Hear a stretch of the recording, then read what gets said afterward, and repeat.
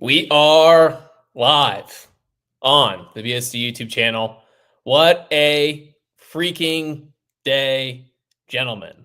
As always, your host, Patrick Herbler, joined by Tim Aiden and our special guest, Ellie, as well, has joined us for this one because this is, man, I mean, what a day, like I said before. So Penn State beats Maryland 44-7, but somewhat more importantly, I mean, Penn State's win, obviously very important, but how do we get to this point? Michigan, the Wolverines, the victors, the champions of the West, as 20.5-point underdogs, go into Columbus, go into the Horseshoe. They beat Ohio State, somehow clearing the way for Penn State to beat Maryland and head to the Big Ten Championship. Penn State will be playing the Big Ten Championship next Saturday against Oregon at 8 o'clock. We'll have plenty of time for Oregon thoughts, plenty of time to talk about Oregon this coming week. Let's talk about this Maryland game, and of course we'll get into what happened with Michigan Ohio State as well. Tim, just overall thoughts of the day, just big picture, like how did we what a wild day. One of the greatest upsets in college football history, I think, given the circumstances.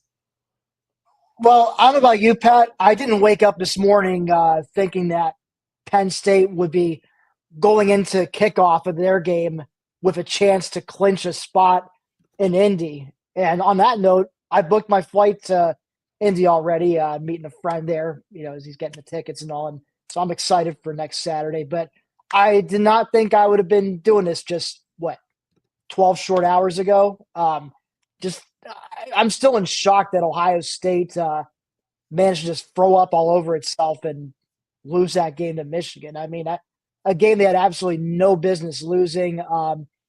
Maybe we've seen the last of the Ryan Day era, though, for all we know, perhaps. Unless they go on a run and win the Natty in the playoffs, which I'm sure we'll get into that talk soon enough. But, oh, man, just whirlwind emotions. Especially that after a terrible first quarter, definitely was not in a good mood. But thankfully, the second quarter went a lot better. And by that point, by halftime, I felt it was safe to start booking the flight. So what a day, man. Just that's my initial thoughts for you. Ellie, at what point, and maybe you thought Michigan was going to have this, have it be more of a game than most people thought going in. I know for myself, you're a gambler as well, Ellie. I had quite a few parlays tied to Ohio State minus 20.5. All that would have hit if Ohio State had covered. Not only do they not cover, but they get upset. At what point, during the afternoon, did it become like reality that it's like, oh, Michigan might actually win this game and give Penn State the opportunity to play in the Big Ten title game? Oh, hold on. We don't have you, Ellie. You're muted. Try now. Can you hear me now? Yes. Yeah, we hear you. So I am the Bud Elliott of this show. So I, unlike you, I had all of my parlays tied with Michigan covering, one of which also had South Carolina covering. So I'm sitting pretty today. So I'm going to be real honest. We actually went and saw Moana 2. During the Ohio State game because I did not expect it to actually be a game. I genuinely didn't think that they were going to lose by 3 touchdowns, which is why I took them. But then we came back and suddenly the game is 10-10.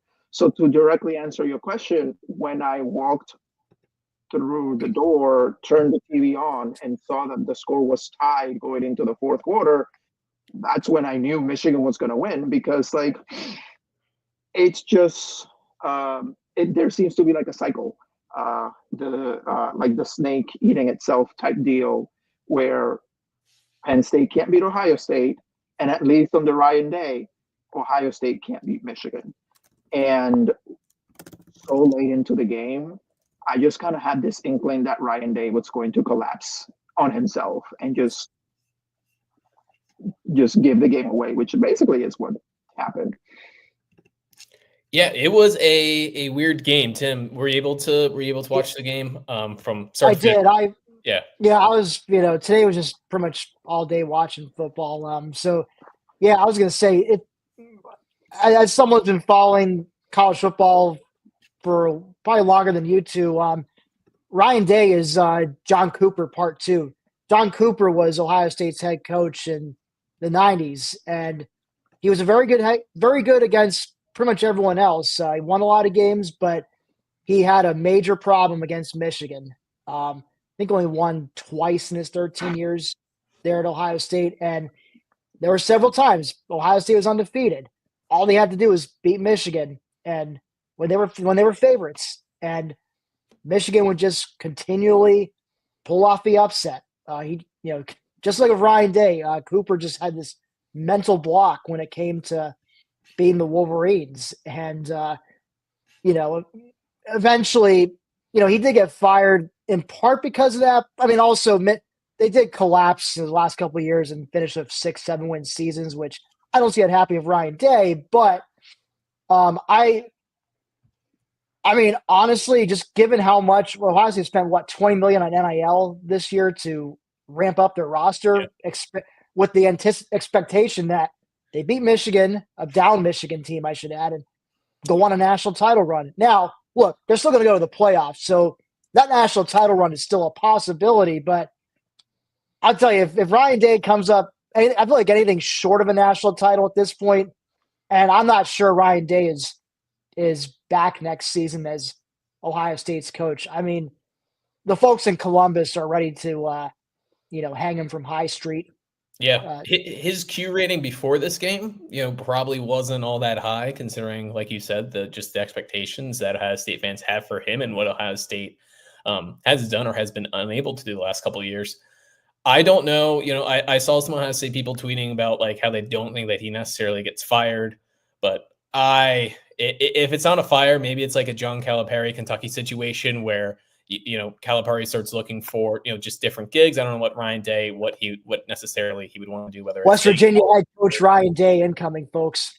I was thinking maybe more so. Don't get Jimbo Fisher. That is, I guess. I don't. Yeah. Even if it's NFL like offense coordinator, but I just don't know. I mean, that seems like that. Like he was as dejected a human being as one can be. Obviously, as you guys, I'm sure you saw after the game, the Ohio State players and Michigan players getting into a fight, and there's just videos of Ryan Day just standing on the field, just not caring, just like staring into the abyss. Like, they have some time prior to the playoff. They have 3 weeks or whatever it is to get ready, but that's such a tough loss for a program to get over. And I mean, we'll see what happens.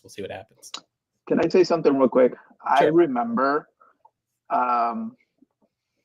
right after the Michigan loss, I think it was last year, LeVar Arrington was talking on, I think it was his podcast or some podcast, about how it is, I'm not going to use his exact words, but it is unreasonable for Penn State to create an environment that mirrors that of Ohio State and Michigan, because we lose sight of all the other things that Penn State could accomplish if they don't measure their entire season by one game. And to his credit, James Franklin, when Penn State lost to Ohio State a few weeks ago, was very quick to point out that college football has changed, and losing that one game does not ruin Penn State's season anymore. And here we are a few weeks later, a head coach that has won over 90% of his games might be fired because they lost that one game. Whereas the other coach that we sat here and have basically gone to bat for, based on the opposite of, look at what all the other things that he's done. He's the one that's going to reap the benefits of not letting the team run off course, which, I've been in these podcasts now a couple of times, and each and every time we were talking about how, we don't apologize for losing. Previous versions of this Penn State team lose whatever game we're talking about at the time, and all of a sudden, winning is hard. Ohio State couldn't do it, and now it's Penn State that actually gets to play Oregon for the Big Ten title game. And this By the way, on that note, sorry to interrupt, but no, you're good. Just reminded me, back in the preseason roundtable at BSD, there was only one person who had the guts to pick Penn State going 11-1, while everyone else is saying 10-2. Guess who that person was? That's right, yours truly, Tim Maiden. There we go, Tim. No, just to bounce off what Ellie said about winning the games that you're supposed to. This college football season, more than ever, right? Going back to probably that crazy 2007 season, have we just seen teams just take it tumble after tumble after tumble, losing games that they shouldn't? I mean, really almost saw it last night with Georgia Tech, and probably should have saw it.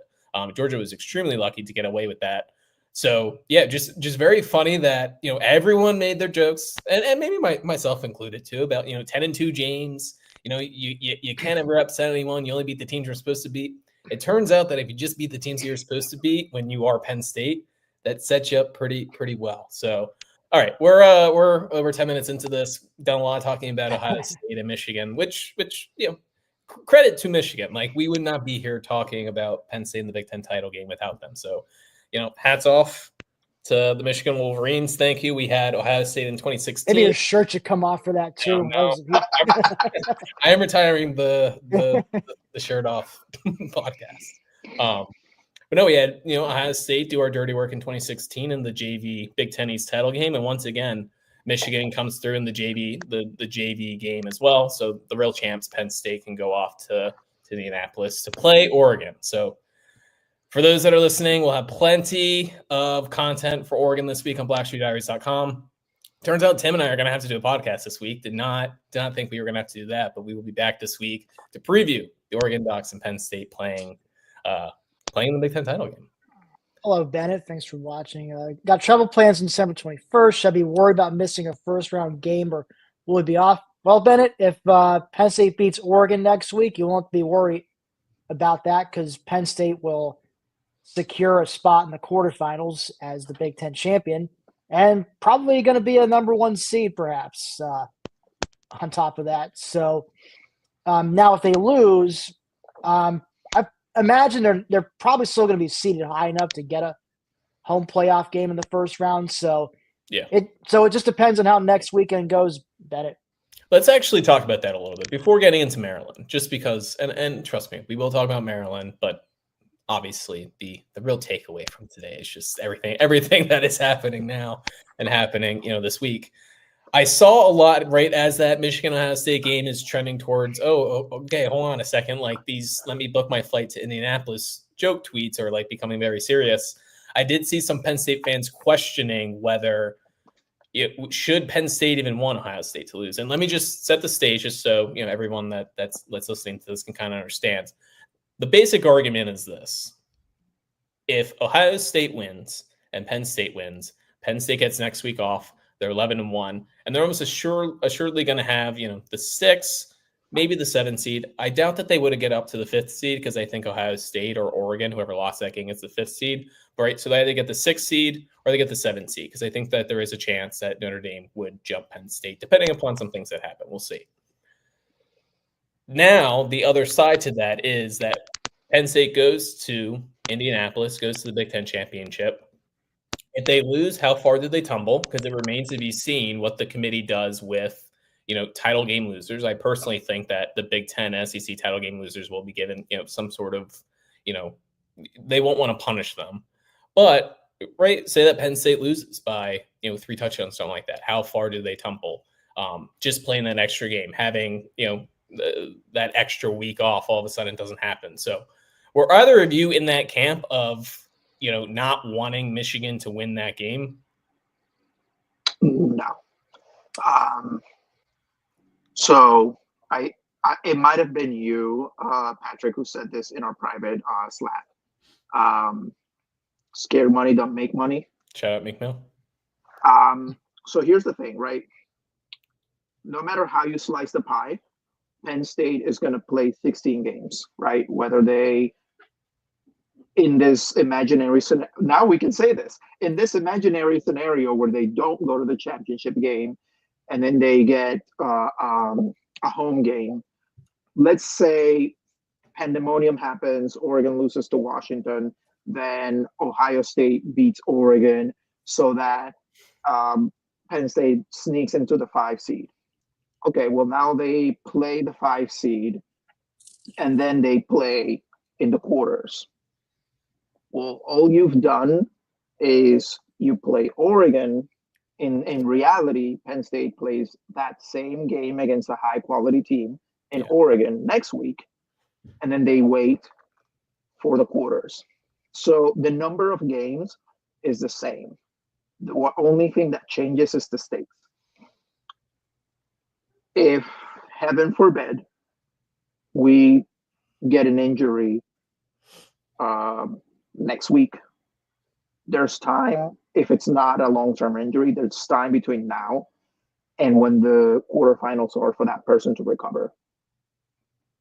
Even against presumably Boise State being the number 12 seed, you do that on December 21st or the 20th, whenever that game is, and that same injury, now there isn't a month and plus to recover, right? Next game is next week. So that wear and tear is going to be the same, except for playing in the Big Ten title and winning means you get a bye. So yes, there's like the nuance of like, well, if you lose, you still get the 5 seed, but you know what? You got to go for the bye because that's the reward. So no, I did not want Penn State to risk falling to the 7th seed if Notre Dame jumps them, or if they want to reward the SEC for being mediocre and then they fall all the way to the 8th seed and then the path looks even worse. No, just go win the Big Ten and get your bye. And so the only thing that I'll say is I don't think it's, secured necessarily that they would just drop to the 5 seed, right? So just say in a disaster-ish scenario, and I don't necessarily think this is the case, that Penn State loses to Oregon. Let's say it's 34-17. So it's somewhat competitive, but not really, Oregon controls it. Do they dock Penn State, a 2-loss Penn State, right? Maybe Ohio State is ranked above Penn State. We like to think that they're not going to punish the people who are making the conference championship too much, but we don't really know that. But to your point, and Tim, I'll bounce it to you here in a second, you want to play for the title. You'll want to play for title. And I understand the arguments of, maybe, the 5 seed or the 6 seed. If you get the 6 seed, then you only have to play, maybe it's Indiana and Miami in back-to-back rounds. You play sports, you play to compete, you play to win, and Penn State going to play an undefeated number 1 Oregon team in the Big Ten title game with a chance to become the number 1 seed is freaking cool. And sometimes sports, yes, this is all a big business and people are making money and James Franklin's making money and everyone else is making money. But at some point, it's just what would be really cool? Penn State to play in the Big Ten title against Oregon and beat them. And there's absolutely a chance of that happening. So, yeah, go for it all, man. Absolutely go for it all. So Tim, not to, I don't know, maybe you completely disagree with all that, but kind of what were your thoughts on, it wasn't necessarily a bad thing, right? Right. If Ohio State had come back to win, Penn State's still sitting pretty, but did you have any thoughts about, I kind of actually would like Ohio State to hold on here? I didn't think those thoughts were really beginning to enter my mind until, the second half was going forward and Ohio State the game was still at 10-10. Ohio State was failing to put any distance between them and Michigan like I thought they were going to. So once that happened and once, I realized, oh man, Michigan could actually win this. And the more I thought about it, so I was thinking to myself, yeah, I think it might be fun to actually get a crack at Oregon in the Big Ten title game and, win that thing. Let's hang a 2024 banner on top of the Beaver Stadium suites next spring. So it's been a while since I've added a year up there. But like I said, I think, you want to play against the best, you want to compete, you want to win titles. So it's been a while. It's been 8 years. So I'm happy with where we're at. Even if maybe, again, I wasn't really thinking that this morning. I was just thinking, okay, well, we should win today and then lock up at home playoff game in the first round. And I was going to be pretty happy with that alone. But, now here's a chance to, go play for all the Big Ten marbles next Saturday, and maybe even get yourself a bye to a New Year's Eve or New Year's Day quarterfinal game. Yeah, and I should say that I think worst case scenario, for Penn State going out there, I don't think that they would, go from being wherever they're at, the 6th seed, to having to go on the road. I think that worst case scenario, Penn State loses that, they're still hosting a playoff game, even if it's the 8-9 game, which once again, and just just looking at the college football landscape, like you can play like for these last however many weeks with the college football rankings have been playing, these games in my mind of like, what would be best for Penn State, right? This Georgia Tech game, what would be best for Penn State? This Ole Miss Georgia game, what would be best for Penn State?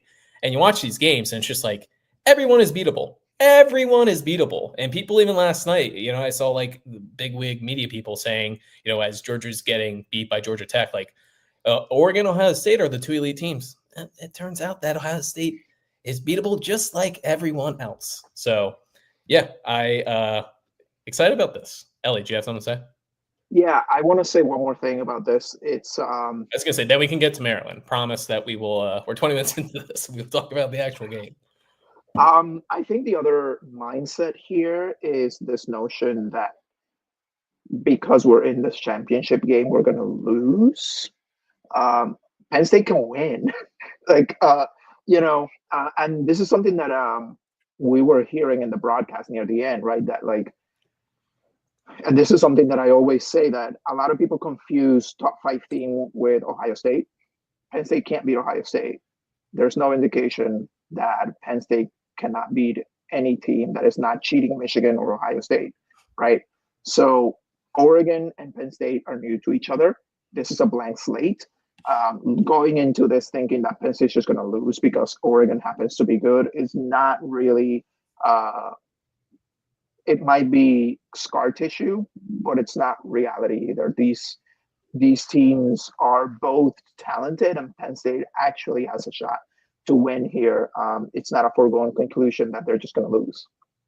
Absolutely, and we'll talk more about Oregon once again as we go through this week on BlackShoeDiaries.com and here on the YouTube channel as well.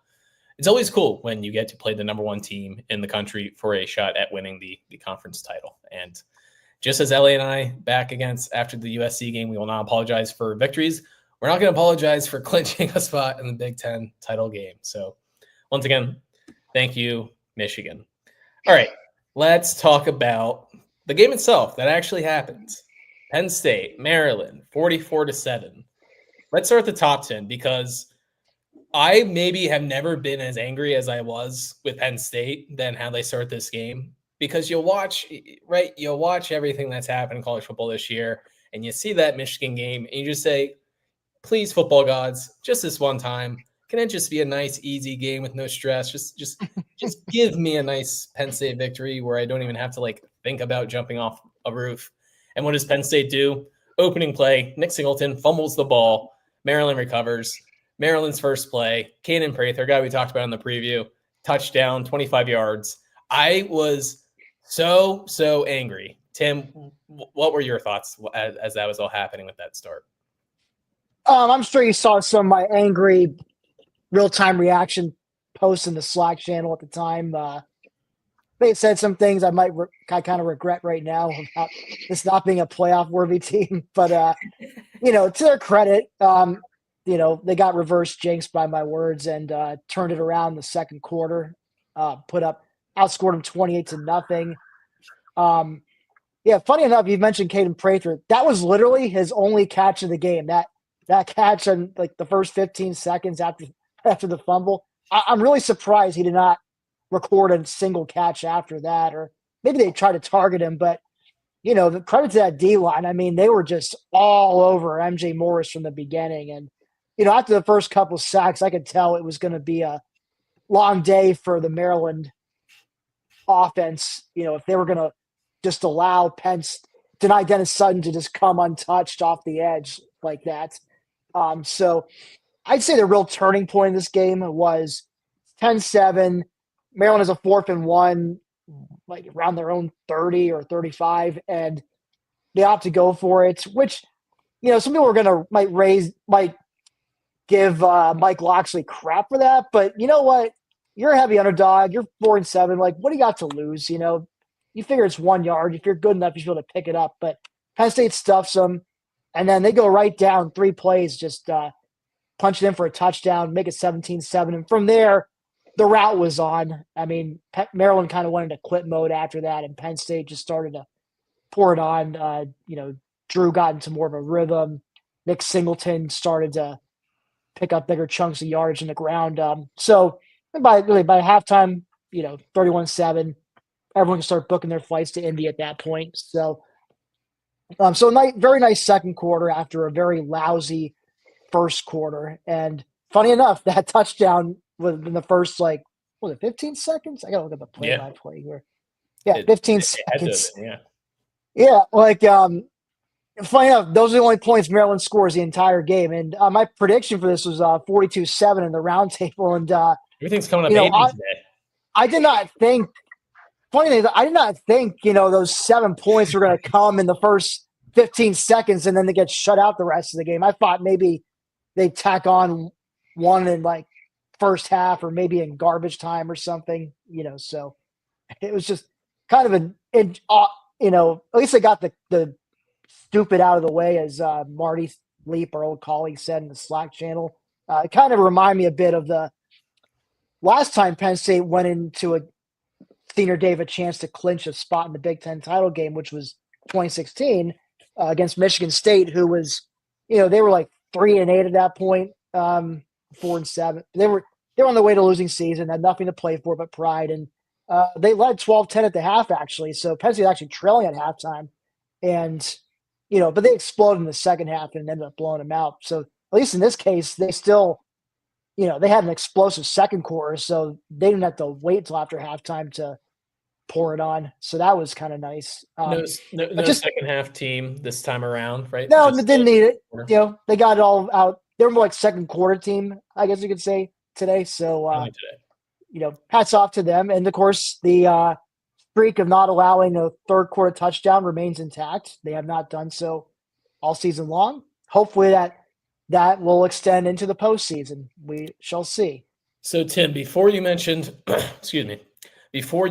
right, just general turning points in the game, the 4th and 1 stand, I think for me what really stuck out was, after going down 7-0 and just, contemplating, what this all means. Is Penn State going to be the next one that gets upended? Despite the fact that the offense looked absolutely pathetic and just disgusting, the first 4 drives couldn't even get a first down. Penn State's defensive line, Ellie, was dominant. Other than that one play that Maryland's able to score a touchdown, everything after that, Ellie, it was Abdul Carter denied his son, like Tim mentioned, just getting after the quarterback. When you were watching the game, did you kind of think the same thing as far as Maryland is just not going to be able to protect for MJ Morris, for to create running lanes for Roman Hemby? Yeah, it was actually really funny to see, because I think the biggest reason Maryland even scored on that play is because Penn State got caught off guard based on the sudden play, way in which it happened. But yeah, after I saw Maryland's first drive from their own side of the ball and how it just was like pulling teeth, getting any yardage, I knew that it was only going to be a matter of time before Penn State just kind of took over. So really, for me, it never really was a matter of if, but rather just when Penn State would take the lead and just keep it. And as Tim said, right, it was my first thought that happened when Maryland scored the touchdown was like, oh, so they're really going to make it like 2016, where they just wait their sweet little time before they end up winning. One of the things that I remember from 2016 was that because that game, the Ohio State-Michigan game that year, went to overtime, the game wasn't actually over before Michigan State and Penn State kicked off. So the crowd erupted once the game went to final. Yeah. This time, it wasn't. The game was actually over by then. So I don't know if the team actually knew ahead of time or not. But like, I kind of think that maybe they did. I think And that's where you saw like the little sloppy play to start. And then after that happened, they woke up. The defense woke up first. The yeah. offense took a quarter to wake up, but like the real stakes kind of materialized for them, and they just put their foot on the gas and just never let up. And like I feel bad for Maryland's offensive line because they're gonna need an ice bath and a half after what they just went through. The very funny thing was that Maryland's right tackle, Alan Heron, he was a D2 kid at, I believe, Shorter University is what they called it. He was committed to Penn State out of the portal, and he rescinded on it, decided to go to Maryland because he presumably wanted to play right away. I think at Penn State, it was more of a, hey, come here, redshirt this year. We'll get you right. We'll get you in 4 games, kind of like we've seen. And he just wanted to play right away.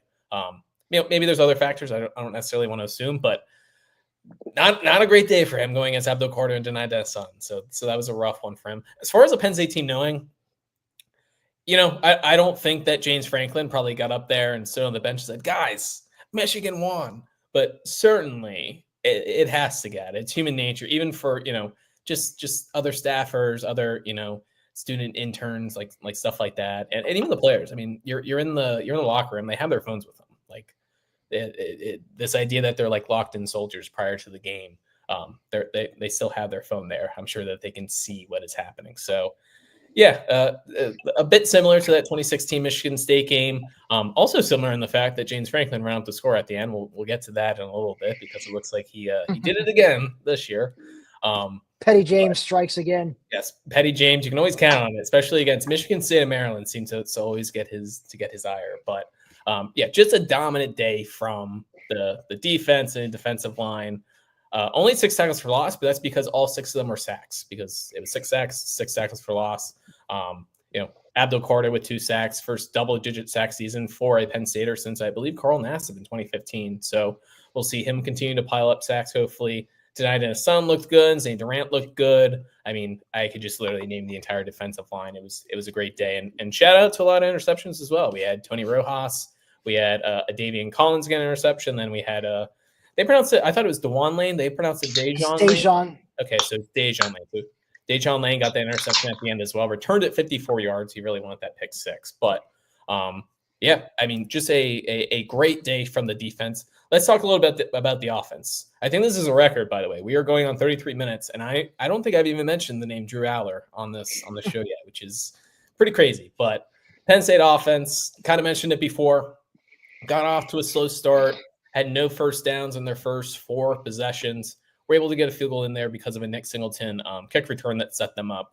But Ellie, let's start with you on the offense. Just main takeaways. I mean, it was kind of just the same. I don't want to say the same old, but right. You saw Nick Singleton get going. You saw Tyler Warren get going. There was no Trey Wallace, so we did see a little bit more of Amari Evans today. But just general thoughts offensively from Penn State as they put up 44 points. I think the biggest takeaway is less on Penn State. Let me rephrase. Penn State looked like Penn State has all season long once the offense settled down and started playing the game that they wanted to play. I think Maryland kind of shook the offense early, especially coming off the fumble. They might have been focusing a little too much on preventing mistakes, which led to making more of them. Yeah. Once they kind of settled down and stopped trying to prevent mistakes and actually make plays, we started to see the kind of game that we've gotten all season long, especially against teams, no disrespect to Maryland, but teams like Maryland who just aren't good. Penn State is able to kind of flex and kind of like we have seen all season long. It took them a quarter to settle down a little bit, but once they did, you saw Drew Aller spread the ball around to both his running backs, to Omari Evans. I think even Liam Clifford caught a ball today. And of course, Tyler Warren, the Swiss Army knife, he basically set all sorts of records today and came 5 yards short of setting even another record. Hopefully, well, not hopefully, he will definitely set next week. But yeah, definitely. I saw from the offense a little bit more consistency once they kind of stopped playing to avoid mistakes and started playing to make the plays that they know they can make. Definitely. Like you said, so start Tim. Just general thoughts on Drew's play today. Not the most gaudy of stats. He was 17 of 26 for 171 yards. No interceptions. He had one passing touchdown, then one rushing touchdown as well. But on a cold day, I think all things considered, pretty good stuff from Drew. Yeah, and then I'm thinking, my position grades. Thinking I'd probably put it maybe B+ territory. Like I said, not his best game. It started off pretty shaky, but after starting the second quarter, he started to put it together more, and so overall, ended up being a solid performance from him. So, that's all you needed on a day like today against a team like Maryland. So, I'm probably thinking B+. So yeah, Drew was good. Of course, the run game, Nick Singleton, obviously, he, had that fumble in the beginning, but then made up for it with that kickoff return right afterwards, which set up the field goal to make it 7-3 early on. And then he racked up a couple other rushing touchdowns later on in the game. So, and he was just kind of repping off bigger runs as the game went on, as Maryland's D was getting more gassed. So, that was good to see. 13 carries for 87 yards for Singleton, Yep. 2 touchdowns. So yeah, so good for him. And of course, Tyler Warren, unfortunately, have to wait until next weekend to set the Big Ten receiving record for a tight end. But he's going 5 yards away from doing so. I was hoping maybe they could really let us know where he was at all times. I feel like they were treating it like, Aaron Judge breaking Robert Maris's Yankee home run record. It was like every single yard. It's like he's only 13 yards away from breaking the record. At least they didn't have to go split screen with a Yankees game while the Penn State game was going on. So that was a nice part. But yeah, Warren had a solid day. 6 catches, 68 yards, and a touchdown, and then ripped off an awesome 29-yard run. Which, for those who didn't, there was a play. Kind of a broken play. I think Drew Howard was getting pressured or something, but he was about to, I think, get sacked or just taking off and running it. And then last minute he sees, Tyler right next to him. So he just dumps it off, which I guess they didn't count it as a pass. It was chest pass. They counted it. They counted it as like a run play, but he chest passed it to Warren. Then Warren, makes a couple moves, hurls a guy, turns what probably should have been a loss or no gain into a 29-yard gain. So that set up another touchdown. But Warren was, once again, Swiss Army knife. He was a dude. He even threw a pass to Nick Singleton, which set up a touchdown. So he was doing a little bit of everything today. An offensive line, I think they overall did a good job. Especially, you saw them. I think this is the big thing I was thinking of going into this game was how much better Penn State is in the trenches on both sides of the ball compared to Maryland.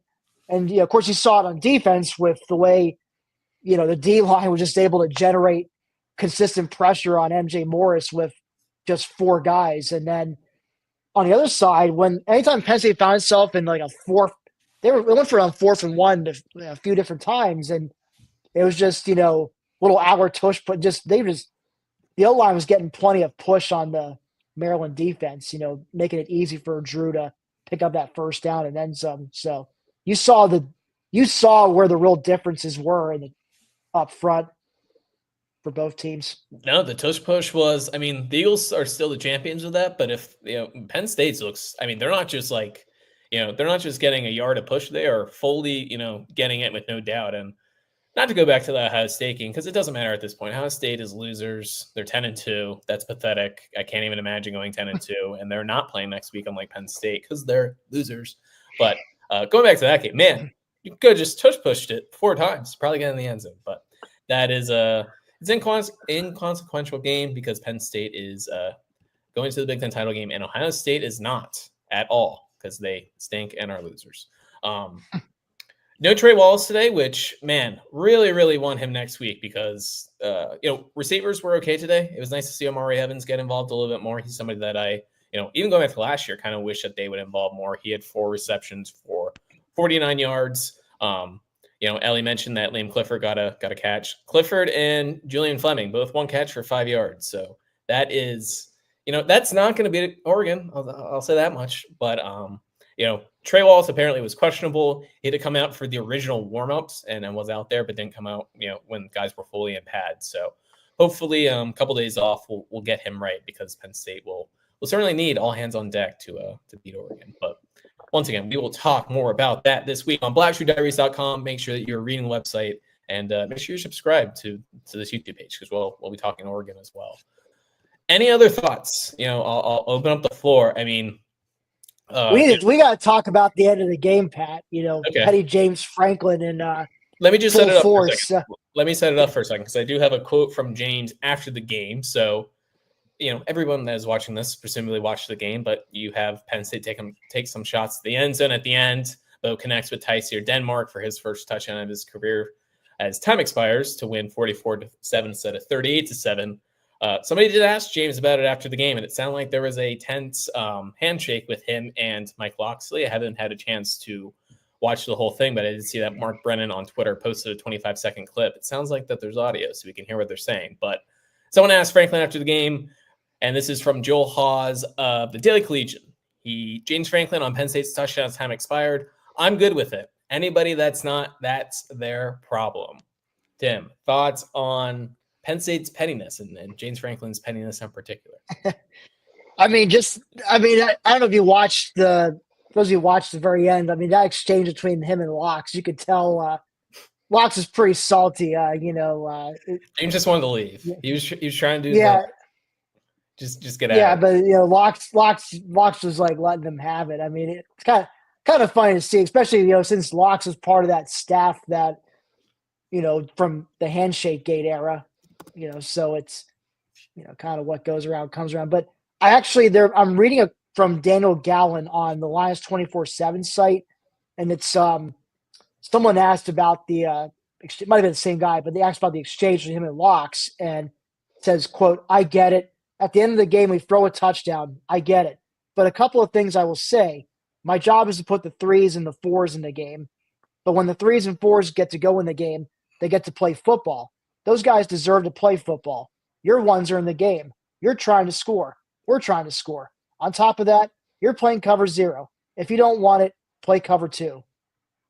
So that about says it. And I can't say I disagree. I mean, if again, if you're going to play your 3rd, 4th string guys, and especially if Maryland's still keeping their first, I didn't realize, but they're keeping their starters in the game. What? You're kind of asking for it. Don't. And what we expect these 3s and 4s to do. These guys who've been busting their asses in practice all year long, and now here they are. They get some real live game action. You think they're just gonna take a knee or just run up the gut every single time? I'm sorry. You don't want us to score, then don't let us score. That's on you, Locks. Yeah, I believe that was the thing that triggered the play itself was James basically cleared the bench, so to speak, and then Mike Locksley just put the starters back in on defense. So James said, "Let it rip." And let's be honest, right? There's no love lost between James Franklin and Maryland, but also there's no love lost between James Franklin and Mike Locksley themselves. Yeah. So anytime James can rub their faces in it, he will, because no one hates Maryland like James Franklin hates Maryland. And I will say personally, I was glad when Maryland joined the Big Ten.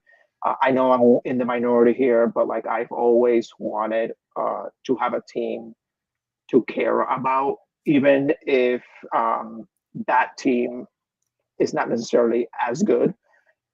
So moments like this bring me some twisted joy, knowing that it's going to require a global pandemic or something of a similar magnitude for them to be able to reciprocate. So I get to sit here, see them stew in their anger over their inability to do anything about it. And then a little later in the year, and then the beginning of the next year, I get to see Penn State basketball take their only joy away, which is their supremacy in basketball. And they don't even have that because Penn State has a winning record against Maryland in basketball since they joined the Big Ten. So suck it, Terps. I was gonna say that's a mic drop of all mic drops. I don't have anything to add on that. I generally like, yeah, if people go in and they play the game, as long as James Franklin, I mean, like he said, like if I don't think James is going to complain if someone ever runs the score up on Penn State, and as long as we play by those rules, yeah, I'm fine with that. So yeah, I mean, it is what it is. It's very just not important at this point because Penn State is going to the Big Ten championship, and I just have to keep on reminding myself that cannot believe it. Did not 12 hours ago. Woke up this morning. Did not think that we would be having this discussion, but we are here. All right, we're over 45 minutes into this. Final thoughts from the both of you. Ellie, we'll start with you. Any final thoughts? Just a crazy day that will we talk about that 2007 season still in college football. This is right up there with it, and I can't think of anything crazier in my life than number 1 ranked Penn State, which might happen next week. So, Ellie, just final thoughts on today and everything that transpired. I may jinx myself with this, but this morning I woke up and I said, you know what? I know it's not going to happen, but I'm going to put $50 on Penn State to win the Big Ten at plus 3,500 odds. And now I am 1 win away from being $1,700 richer. You might have to look at cash out options for that. I won't lie. That might be a nice little cash out option we'll give you. Tim, final thoughts on what is just one of the more unbelievable sporting days I've ever had as a sports fan. Like I said at the beginning of the show, I woke up this morning thinking that Penn State was just, they should beat Maryland and then clinch that home playoff bid, and that would be it. And I'd be very satisfied with that because I was planning on going to that home playoff game. I did not, for the life of me, anticipate Michigan pulling off the upset and paving the path for Penn State now to have a crack at winning the Big Ten for the first time in 8 years. And on top of that, Penn State's finishing their first one-loss regular season in 16 years, 2008 being the last time and I remember being there when they clinched that against Michigan State in the bitter cold, and Mark D'Antonio just burning his timeouts in the last 30 seconds and just to piss off the fans who were freezing their asses off, waiting for the Big Ten trophy presentation because, of course, at that time there was no conference championship game, so Penn State had locked up the Big Ten title with that win. But I'm getting some 2008 and some 2016 vibes with this team, and hopefully they can go and beat Oregon next week, take down the number 1 team, and even if they lose, guess what, we're still getting a home playoff game. So you ask me, I think we're playing with house money in Indy next weekend. No, Penn State fans. I mean, Yep. I think most people are excited about this, but just once again, I know I keep saying once again, but savor this. This is really, really cool. And the fact that Penn State is one of the few teams that has been able to survive this regular season with just 1 loss, go 11-1, and took care of business when they needed to. It maybe got lucky at some points, right? Luck definitely plays a part in USC and Minnesota and winning games like that. You need luck to go 11-1, as we've seen this year. So savor all this because this is just one of the cooler spots for Penn State football in a very long time. And we talk about James' inability to win that big game, right? To lose against the Ohio States, lose against the Michigans. Can't think of a bigger game than number 1 Oregon in the Big Ten title game to potentially steal a number 1 seed in the first 12-team college football playoff. So just, we all get frustrated with Penn State. I, am the leader in that pack, but we're in a great spot. And days I beg to differ, Pat. What do you mean? Oh, as far as getting frustrated with Penn State. Oh, yeah. Well, We know who the king of that is. yeah. We won't mention him by name. Marty Leap, former BSD writer Marty Leap. But no, just great stuff. Great stuff. I'm just so happy and can't wait for this week. All of a sudden, have this game. Penn State fans, go to the game. I went in 2016 in Indianapolis. Awesome stadium, really fun city as well. Oregon, they've known that they're going to be playing there for a while, but that trip from Eugene to Indianapolis is a long one, especially considering that, I think a lot of fans are going to be, have to consider the playoff games after that and maybe saving up money to go to that. So we have the geography, the being closer compared to Oregon. So let's make sure that is, 75% Penn State fans. And I just want to send a message to Ohio State fans. I'm sure you guys already bought your tickets. I'm just a lowly blogger, podcaster. If you would like to just give me your ticket, because I know there's thousands of you out there that already bought your tickets, I will take your tickets for free. Maybe your hotel rooms as well. So if there's any sad Ohio State fans that just want to give me their tickets in their hotel room, I will take that free of charge, and you won't have to worry about it because you have an opening next weekend. I do not. I'll be busy. I will be watching Penn State play. Because Ohio State lost, you losers. All right. Subscribe to the channel. Like I always say, we were at 143 subscribers when this video started, and we are now at still 143. So if you're watching this right now, make sure you're subscribed, whether you're watching this live or watching this on replay. Make sure you're subscribing to the channel. It really helps us out a lot. Make sure you are liking the video as well. That helps with SEO. Let's get to 150 by next Saturday, Pat. I think it's a good goal to shoot for. Absolutely. If we don't get to 150 subscribers by next Saturday, I don't want to make threats, but I will have to make a threat. So just be careful. But make sure you're liking the video as well. Like I was saying before, just helps with SEO. And if somebody types in Penn State football, our video will come up first, which we want to have happen. So make sure you're doing all that. And thank you to everyone who's watching. We'll see you. We'll see you later this week for college football playoff reactions, ranking reactions, for Oregon preview, and then we'll figure out something for next Saturday as well. It sounds like Tim will be at the game.